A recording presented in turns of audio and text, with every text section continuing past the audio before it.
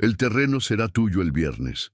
La voz, amortiguada por una pesada y oscura puerta de madera, era un susurro frío y cortante, una promesa de poder que resonaba por los silenciosos e imponentes pasillos del juzgado. Para cualquiera al otro lado, sería solo un murmullo indistinguible, perdido en la solemnidad del lugar. Pero para un par de oídos atentos, agazapados en el frío suelo a pocos metros de distancia, cada sílaba sonaba como el mazo de un juez sentenciando un destino. La frase no era un pronóstico, era una sentencia, una que no se dictaría en un tribunal abierto, sino en las oscuras trastiendas donde la verdadera justicia, o la falta de ella, se negociaba con sobres y apretones de manos. Era el sonido de una vida borrada por conveniencia, una ola de codicia a punto de arrasar con todo lo que un hombre honesto había construido. Agachado en un rincón donde el mármol pulido se unía a la pared encalada, un niño de 10 años no alzaba la vista.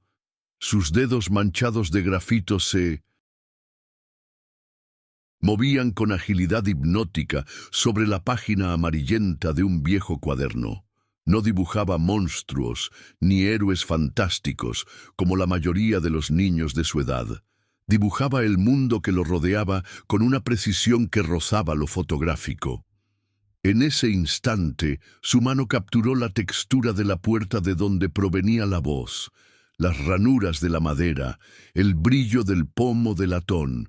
Dibujó los zapatos caros de un hombre que había pasado apresuradamente, el maletín de cuero que llevaba e incluso el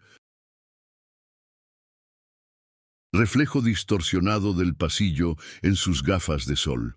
Para los pocos empleados que pasaban, era solo un niño, una sombra silenciosa e inofensiva, matando el tiempo mientras su padre resolvía problemas de adultos. Nadie veía la verdad.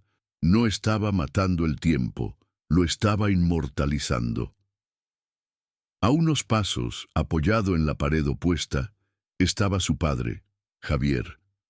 Su cuerpo, encorvado por el agotamiento, su rostro surcado por una preocupación que parecía haberle envejecido el alma en cuestión de meses. Sus manos, gruesas y callosas tras toda una vida de trabajo honesto en un taller mecánico, ahora se retorcían nerviosas, inútiles en ese ambiente estéril de leyes y formalidades. Miró a su hijo con una mezcla de amor y culpa en los ojos. Arrastrarlo a ese lugar, a la frialdad y la humillación de un sistema que no los veía, fue como un puñal en su pecho. Quiso protegerlo, decirle que todo estaría bien, pero las palabras se le ahogaron en la garganta. La impotencia era un veneno que paralizaba sus músculos y le robaba la esperanza, dejándole solo la amarga certeza de que estaba librando una batalla que ya estaba perdida. Esa batalla no era por dinero ni poder, sino por algo infinitamente más valioso: un legado. La modesta casa y el taller mecánico no eran solo ladrillos y cemento, eran el sudor de su abuelo, la risa de su infancia, el lugar donde aprendió el oficio que mantenía a su familia. Eran el suelo donde Mateo dio sus primeros pasos. Ahora, ese terreno, antes ignorado, en las afueras de una ciudad en crecimiento, se había convertido en el blanco de la avaricia de hombres poderosos. Allí se construiría un resort de lujo, y su historia, su vida, era solo un obstáculo que debía ser eliminado. Una disputa de propiedad inventada, documentos falsos y la ley, que debería ser un escudo para los justos, se habían convertido en el arma que apuntaba directamente a su corazón. No estaba perdiendo una propiedad, estaba siendo borrado del mapa de su propia existencia. La pesada puerta finalmente se abrió, y un hombre con un traje caro y una sonrisa satisfecha salió, ajustándose la corbata. No miró al hombre apoyado en la pared ni al niño en el suelo. Para él eran invisibles, parte del mobiliario desgastado de un pasillo que pronto lo llevaría a la victoria. Javier cerró los ojos, sintiendo el peso de la derrota aplastarlo. Mientras tanto, en el cuaderno de Mateo, una nueva figura se perfilaba. No era el hombre del traje caro, sino lo que había vislumbrado por una fracción de segundo dentro de la habitación, el rostro de un respetado magistrado, el juez Armando Vargas, hablando por teléfono. Junto a su rostro, Mateo dibujó un bocadillo de diálogo, y dentro escribió con la letra vacilante de un niño las palabras que había oído. El terreno será tuyo el viernes. El anzuelo estaba puesto, la prueba silenciosa, hecha. Su casa olía a una mezcla de grasa, metal y frijoles cocidos. Era un aroma desconocido para cualquiera, pero para Mateo era el olor de su hogar. El taller de Javier no era una dependencia, sino el corazón palpitante de la residencia, con sus herramientas colgadas en paneles de madera como reliquias sagradas, cada una con su propia historia de autos reparados y clientes satisfechos. Las paredes de la pequeña sala eran un mosaico de vida. Fotos descoloridas de 3 generaciones de mecánicos sonriendo con orgullo. Los dibujos de Mateo unidos con cinta adhesiva y un viejo calendario de un proveedor de repuestos que marcaba los días. Con una lentitud que desmentía la velocidad a la que su mundo se desmoronaba. Era un universo contenido en sí mismo, un ecosistema de trabajo duro y amor sencillo, construido con la solidez de quienes creen que el esfuerzo es la única moneda que realmente importa. En este universo, Mateo era el observador silencioso. Su introversión no era timidez, sino un estado de absorción permanente. Mientras otros niños corrían y gritaban, él se sentaba en un rincón del patio polvoriento y estudiaba la danza de las hormigas, la forma en que la luz del sol se filtraba entre las hojas de un árbol solitario o los matices de frustración y esperanza en los rostros de los clientes de su padre. Su cuaderno era más que un pasatiempo, era su verdadero idioma. Con su lápiz traducía el mundo. Podía capturar el tono exacto del óxido en un parachoques viejo, el cansancio en los hombros de Javier al final de un largo día, o la alegría fugaz de un motor que finalmente volvía a arrancar. La gente lo subestimaba por su silencio, sin darse cuenta de que oía y veía más que nadie, grabando cada detalle en su memoria y en la punta de su lápiz. La relación padre-hijo se forjó en ese mismo silencio cómplice. Javier nunca obligó a Mateo a hablar más ni a ser diferente. Entendía el lenguaje de su hijo a través de sus dibujos. Muchas noches, sentados a la mesa de la cocina, con las manos de Javier aún manchadas de óleo, analizaban el último boceto de Mateo con orgullo contenido. ¿Viste eso, mijo? Ni siquiera me había dado cuenta de que la luz trasera de ese coche estaba así de agrietada, decía, y los ojos de Mateo brillaban más que cualquier palabra. Eran momentos de pura conexión, donde la admiración era mutua. Mateo veía en su padre a un gigante, un hombre capaz de insuflar vida a máquinas muertas con sus propias manos. Javier veía en su hijo a un artista, alguien capaz de ver la belleza y la verdad donde nadie más las veía. Este amor era su único refugio ante la tormenta que se avecinaba. Esta percepción de Mateo como una figura secundaria no se limitaba a los desconocidos.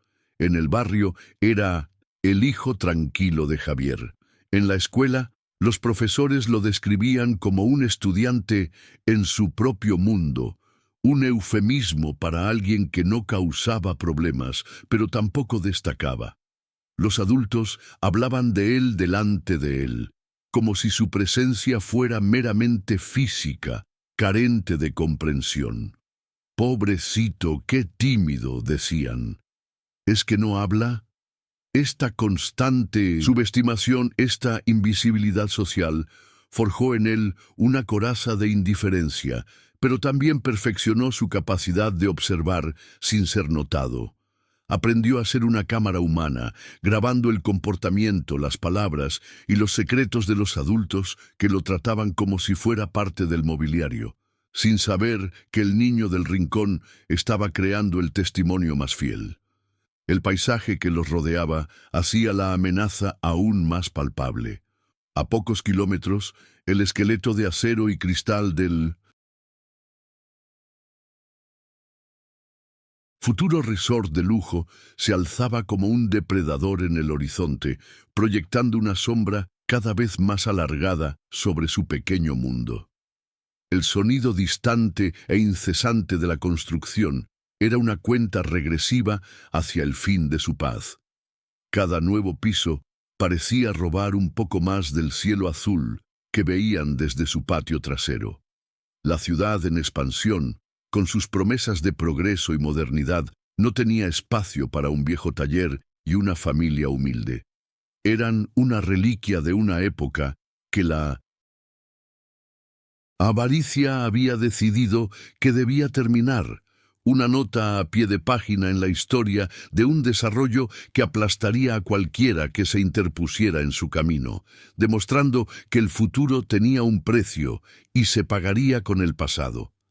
El artífice de aquella desgracia tenía un nombre y un título respetado: el juez Armando Vargas. Públicamente era un pilar de la ley y el orden, un hombre cuyas palabras se citaban en los periódicos y cuyas decisiones se consideraban ejemplos de sabiduría legal. Frecuentaba los mejores clubes, participaba en eventos benéficos y cultivaba una imagen de integridad inquebrantable.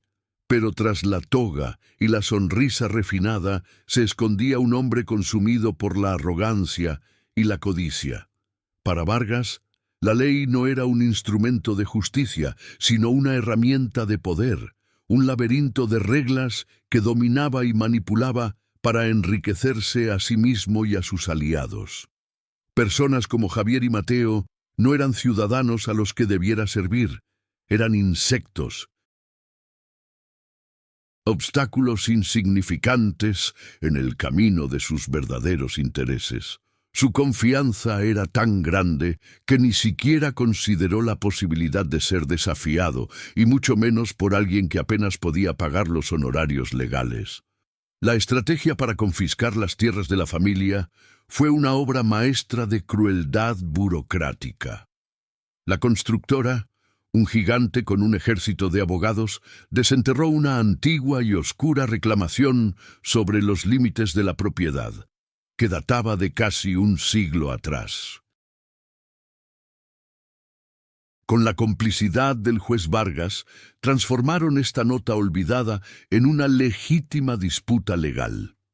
De repente, la escritura que la familia de Javier conservaba con tanto orgullo fue puesta en tela de juicio, impugnada por mapas y documentos surgidos de la nada, todos validados por peritos convenientemente elegidos. El proceso era un laberinto diseñado para agotar y confundir.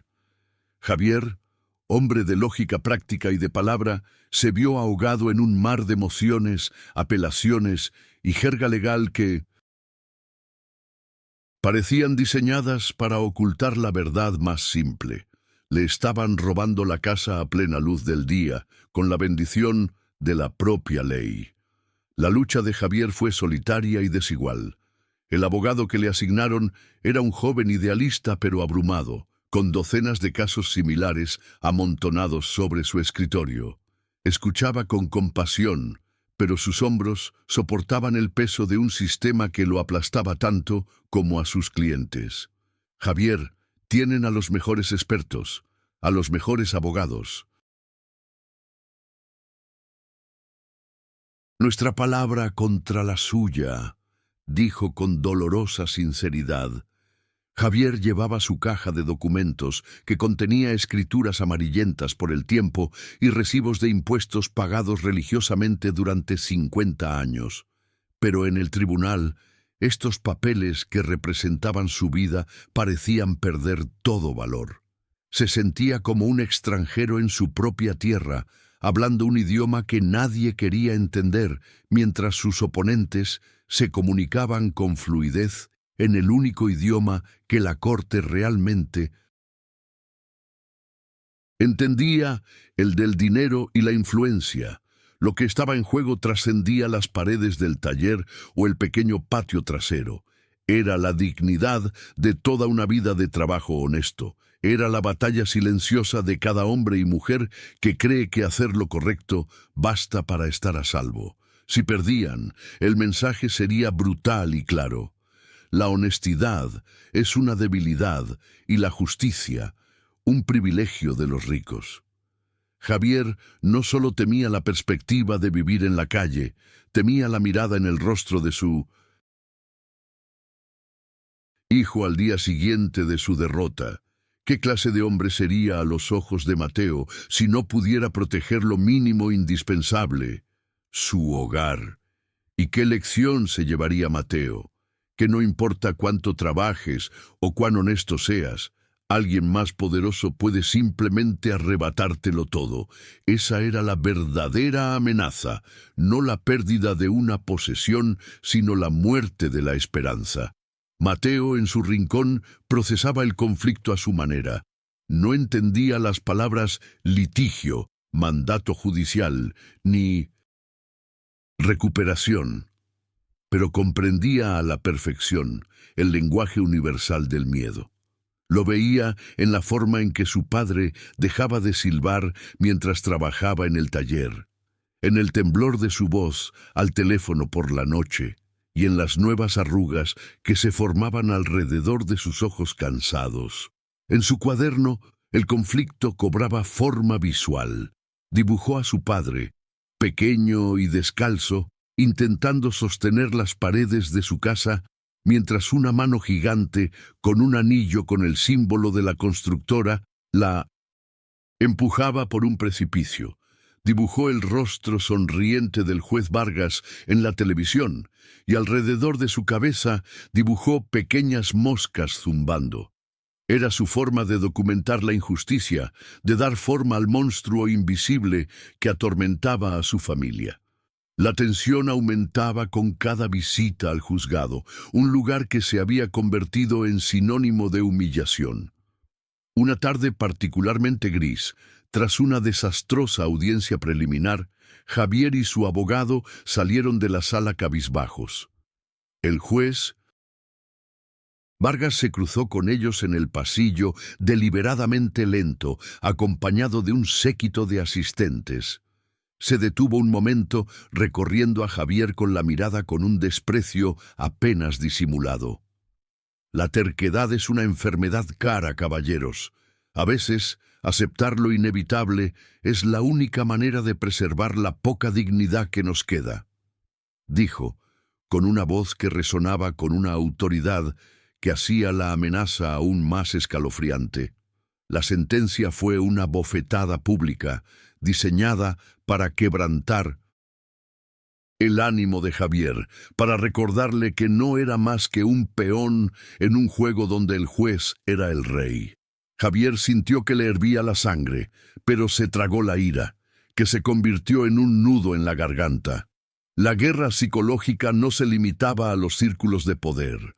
La constructora intensificó la presión, enviando topógrafos a medir el terreno sin previo aviso. Recorrieron la propiedad con una arrogancia invasiva, clavando estacas en el suelo donde Mateo solía jugar, tratando el taller y la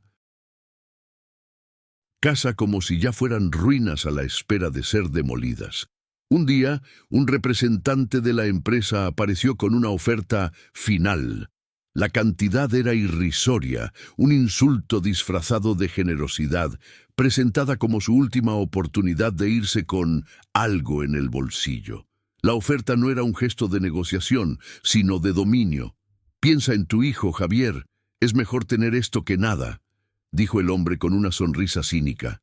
Con cada día que pasaba, el asedio se intensificaba, transformando su hogar, su último santuario, en territorio ocupado por el enemigo. A medida que la esperanza de Javier se desvanecía, la vigilancia de Mateo se agudizaba. Ya era un personaje tan común en el pasillo del tribunal que nadie le prestaba la menor atención. Y fue en esa invisibilidad donde vio la pieza que faltaba. Sentado en su asiento habitual, observó a un hombre de aspecto nervioso, cuyo maletín de cuero lucía el logo de la constructora, reunirse discretamente con uno de los ayudantes de mayor confianza del juez Vargas. No intercambiaron muchas palabras. El hombre de la constructora simplemente le entregó un grueso sobre manila. El ayudante lo tomó y con un gesto apenas perceptible lo metió dentro de su chaqueta. Fue un instante fugaz, banal para cualquiera, pero para Mateo fue un destello de claridad. No sabía qué contenía, pero la culpa era del secretismo y la prisa. Su lápiz voló sobre el papel, capturando rostros, manos y el sobre. El golpe de gracia vino de su propio abogado. En una reunión que apestaba a derrota, el joven defensor público expuso la realidad con brutal honestidad. Javier, lo siento mucho, el dictamen preliminar ha sido desestimado. El juez desestimó todas nuestras objeciones y aceptó íntegramente su informe pericial. Consideró nuestros hechos irrelevantes a la luz de la nueva documentación. La audiencia de mañana es solo una formalidad para leer la sentencia. Cada palabra fue un clavo en el ataúd de su lucha. Ese sistema en el que se había visto obligado a depositar su fe, se había revelado como una completa farsa. No había más argumentos, ninguna esperanza de milagro. La batalla estaba oficialmente perdida. Javier no gritó ni lloró. Una terrible quietud se apoderó de él, el silencio de quien acaba de ver su mundo entero condenado a muerte. Esa noche, la casa se sumió en un silencio denso, más opresivo que cualquier grito. Javier estaba en el taller, limpiando y guardando sus herramientas con cuidado ceremonial, como quien prepara un cuerpo para el entierro. Era una silenciosa despedida a su identidad, a su legado. Mateo lo observaba desde la puerta, con el pecho pequeño dolorido por una angustia que no podía expresar con palabras.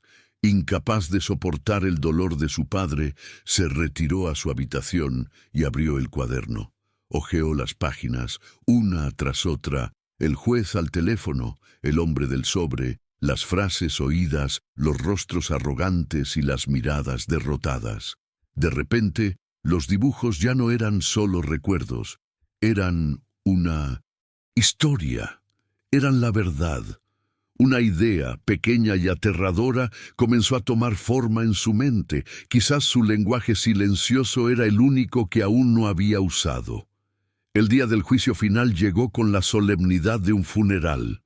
El aire en la sala era denso y tenue, cargado con la certeza de la derrota. Javier permanecía sentado con la postura rígida de quien ya no espera nada, con la mirada fija en un punto vacío de la pared, mientras los abogados de la constructora intercambiaban sonrisas discretas y seguras. En su asiento elevado, el juez Armando Vargas parecía un emperador a punto de dictar un decreto inevitable. Carraspeó, amplificado por el silencio, y comenzó a leer su decisión con voz pomposa y pausada, saboreando cada palabra que lo llevaría a aplastar la última esperanza de la familia. Habló de la importancia de la ley, la claridad de los documentos y la inevitabilidad del progreso. Mientras preparaba el golpe final, la sala contuvo la respiración, esperando la conclusión obvia. Fue entonces cuando ocurrió lo impensable. Justo cuando Vargas hacía una pausa dramática antes de dictar sentencia, el joven abogado defensor se levantó bruscamente, rozando el suelo con su silla. «Su señoría, le pido disculpas por la interrupción, pero Pero tenemos una última prueba, un último testigo que quisiéramos llamar. Un murmullo recorrió la sala. Los abogados de la parte contraria rieron con desprecio. El juez fulminó con la mirada al abogado, evidente su irritación. ¿Un testigo? Doctor, está poniendo a prueba la paciencia de este tribunal. El caso está cerrado, dijo Vargas, con la voz cargada de veneno. Pero el abogado, pálido pero firme, insistió. Es el hijo del acusado, su señoría, Mateo. Tiene algo que demostrar. La mención de un niño como testigo convirtió la irritación en burla. La arrogancia del juez Vargas era su defecto fatal. Vio esto como una oportunidad de oro para la humillación definitiva. Una lenta y cruel sonrisa se dibujó en su rostro. Se recostó en su silla, adoptando un aire de falsa benevolencia. El hijo del acusado. ¡Qué conmovedor!, dijo con la voz impregnada de sarcasmo. Muy bien, doctor.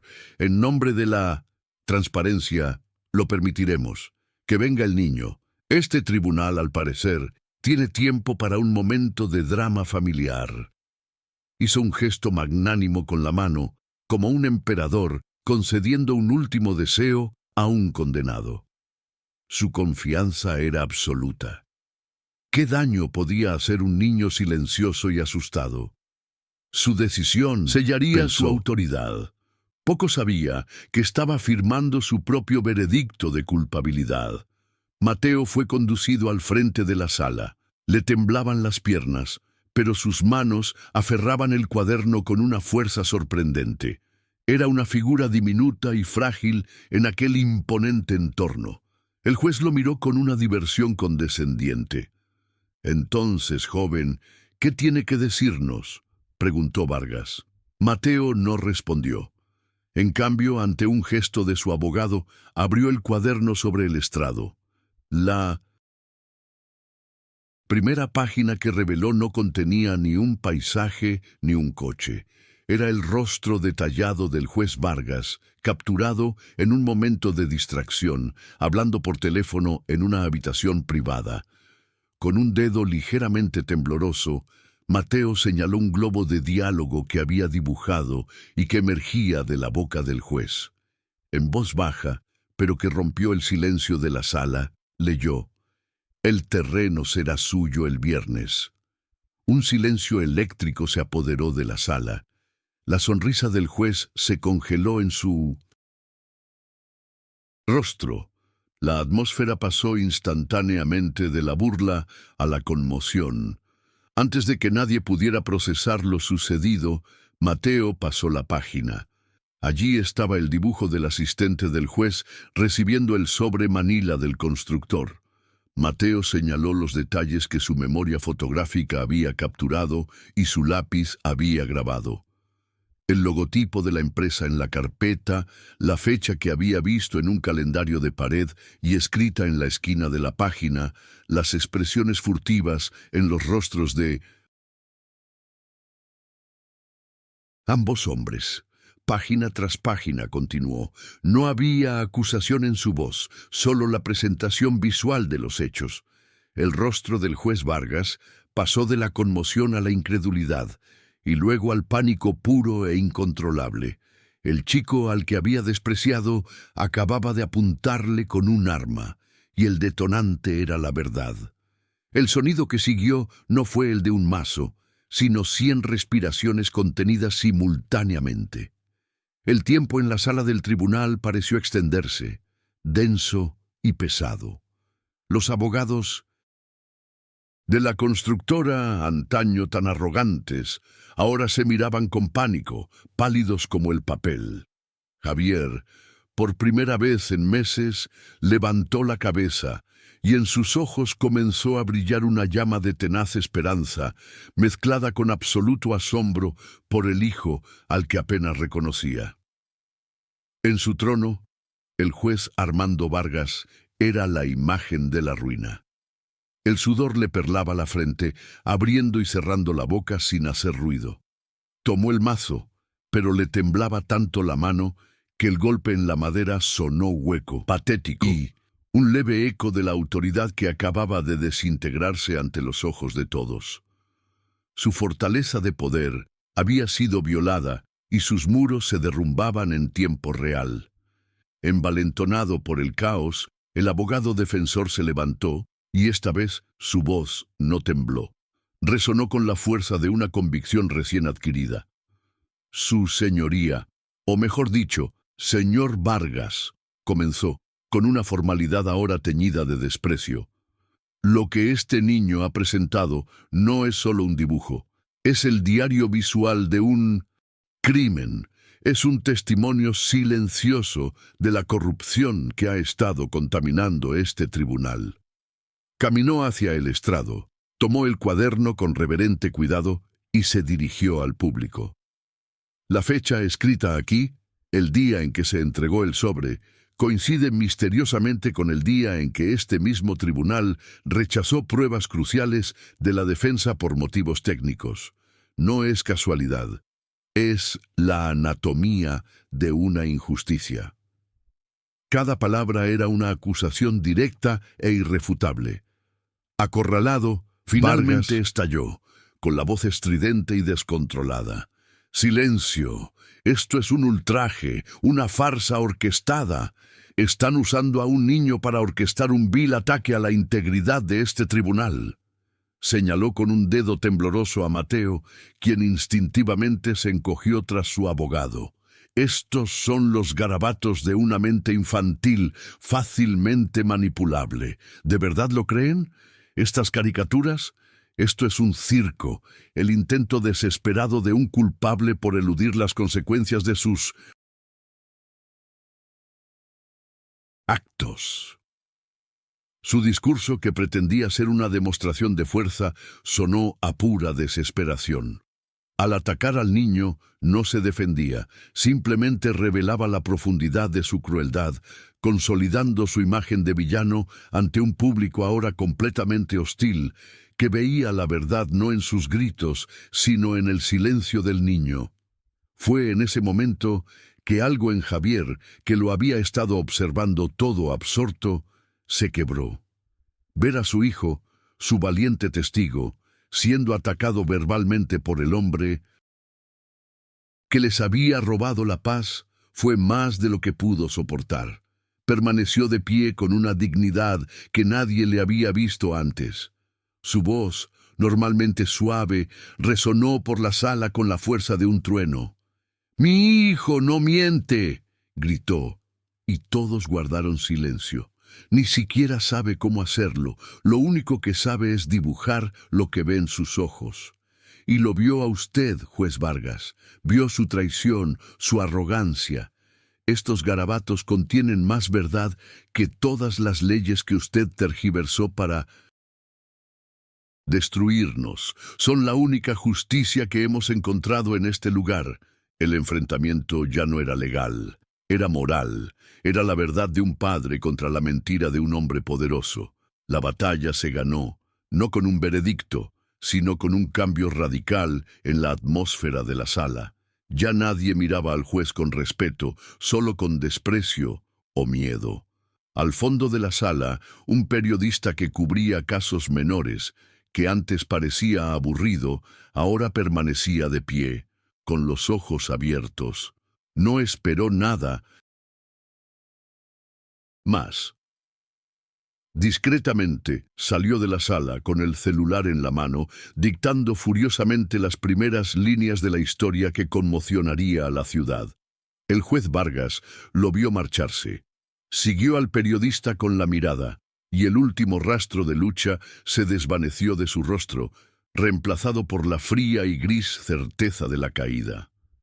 La verdad, desatada por el lápiz de un niño, era ahora una fuerza de la naturaleza, completamente fuera de su control.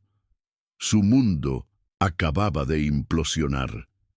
El escándalo estalló con la fuerza de una bomba. La noticia se extendió por los pasillos del poder, incluso antes de llegar a los periódicos vespertinos, alimentada por la frenética llamada telefónica del periodista y el informe oficial de un honesto funcionario que había presenciado todo. En menos de una hora llegó la orden desde arriba. El juez Armando Vargas fue suspendido de sus funciones con efecto inmediato y puesto bajo investigación formal. La escena de su salida fue una inversión poética de toda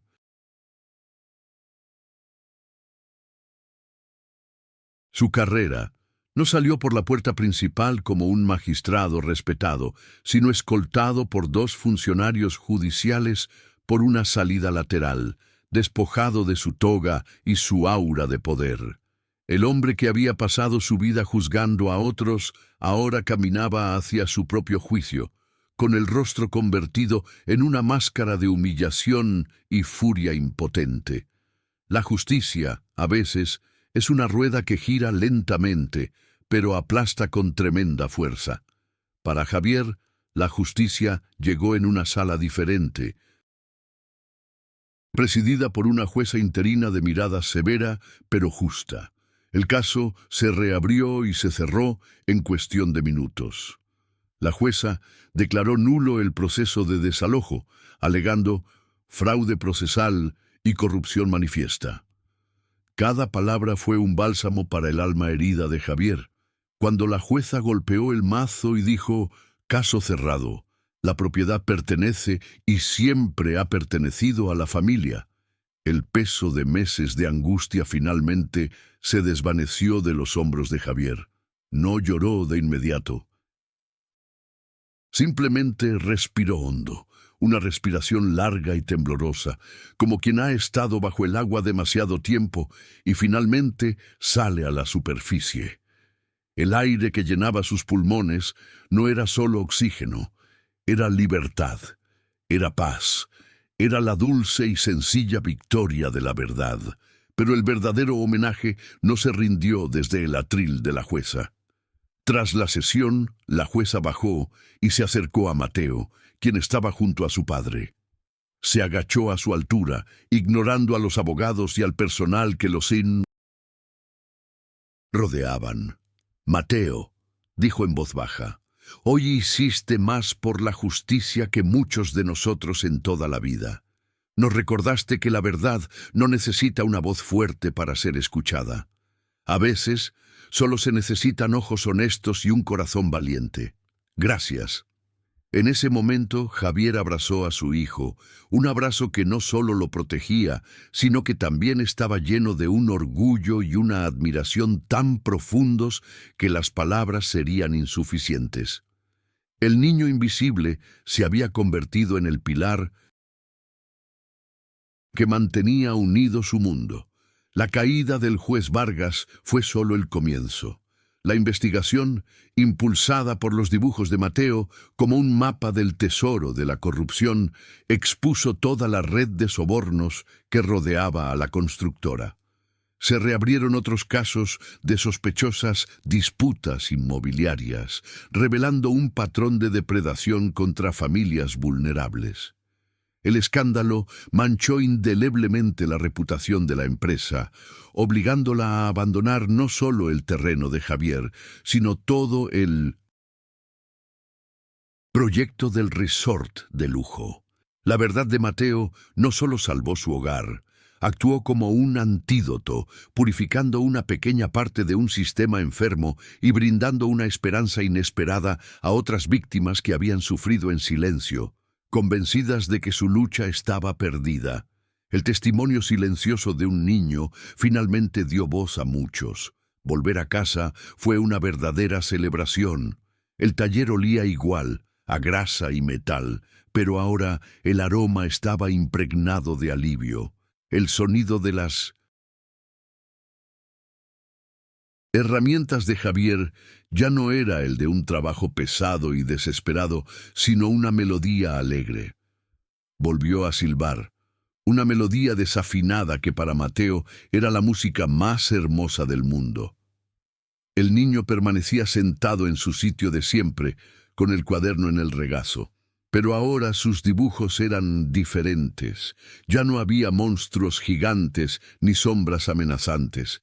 En la página, bajo la dorada luz del atardecer que entraba a raudales por la puerta del garaje, dibujó el rostro de su padre con una amplia y genuina sonrisa. Dibujó sus propias manos sosteniendo un lápiz, no como un arma, sino como una herramienta para construir, no para luchar. Estaban en casa, y por primera vez en mucho tiempo estaban en paz. El destino del juez Armando Vargas sirvió como una oscura advertencia sobre la transitoriedad del poder. Antaño árbitro del destino ajeno, se vio envuelto en una maraña de cargos criminales que abarcaban desde corrupción hasta obstrucción a la justicia. Sus aliados comerciales lo abandonaron.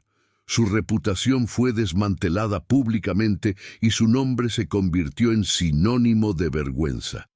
Su arrogancia, la armadura que lo había protegido durante tanto tiempo, resultó ser su mayor vulnerabilidad. Al final, fue condenado no solo por la ley humana, sino por la ley universal del equilibrio. Quien se sobrepone a la injusticia acaba cayendo bajo el peso de sus propios crímenes. Su caída no fue celebrada con alegría por Javier y Mateo, sino aceptada como el cierre necesario de un capítulo doloroso en sus vidas. Javier, a su vez, se transformó ante la dura prueba. Ese hombre doblegado por la derrota, que se sentía invisible para el sistema, recuperó su fuerza. Volvió a ser el pilar de su pequeña comunidad, pero con una nueva sabiduría en la mirada.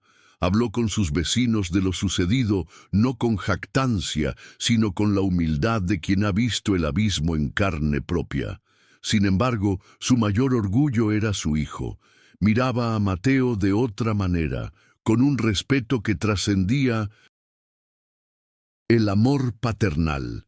Comprendió que la fuerza no solo residía en los músculos que reparan motores, sino también en la quietud de una mirada atenta y la firmeza de una mano que sostiene un lápiz. Javier aprendió que proteger a la familia a veces significaba confiar en la fuerza inesperada de quienes amamos. Mateo siguió siendo un niño de pocas palabras, pero su presencia en el mundo cambió para siempre.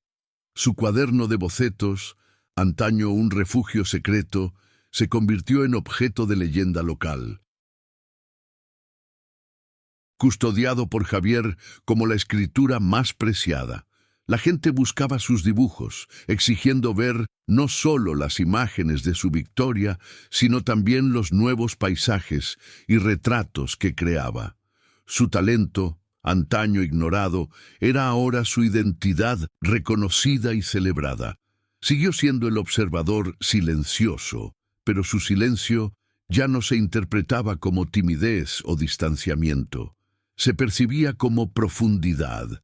Aprendió la lección más importante de todas, que su singular forma de ver el mundo no era una debilidad, sino su mayor e invaluable fortaleza. La historia de aquel pequeño taller se convirtió en un poderoso símbolo en la ciudad, prueba viviente de que los sistemas más impenetrables de poder y codicia, con sus complejas leyes, abogados costosos y jueces influyentes, podían ser sacudidos hasta sus cimientos por la fuerza más simple y antigua del universo: la verdad. Una verdad sin adornos, sin retórica, capturada no para acusar, sino simplemente porque existía. Era la prueba de que la integridad no era una abstracción romántica, sino una fuerza práctica capaz de obrar milagros. La batalla de David contra Goliat fue narrada, no con una piedra y una honda, sino con papel y lápiz, demostrando que las armas más efectivas son a veces las más inesperadas, empuñadas por los guerreros más improbables. Al final, todo se reducía a esto: un niño que veía el mundo con más claridad que los adultos que lo rodeaban. Un niño que, en su silencio, escuchaba los secretos que susurraban los hombres poderosos. No sabía que estaba siendo valiente, simplemente era él mismo, traduciendo la realidad a su propio lenguaje. Su inocencia no era una debilidad que explotar, sino la lente cristalina a través de la cual la verdad finalmente podía enfocarse, nítida e innegable. Su historia resonaría para siempre como un recordatorio, porque a veces la mayor justicia de todas no está escrita en códigos ni leyes, sino dibujada a través de los ojos de un niño. Historias como la de Mateo nos recuerdan el poder de la verdad silenciosa. Comparte este mensaje para inspirar a otros a no subestimar nunca la valentía que surge de los lugares más inesperados.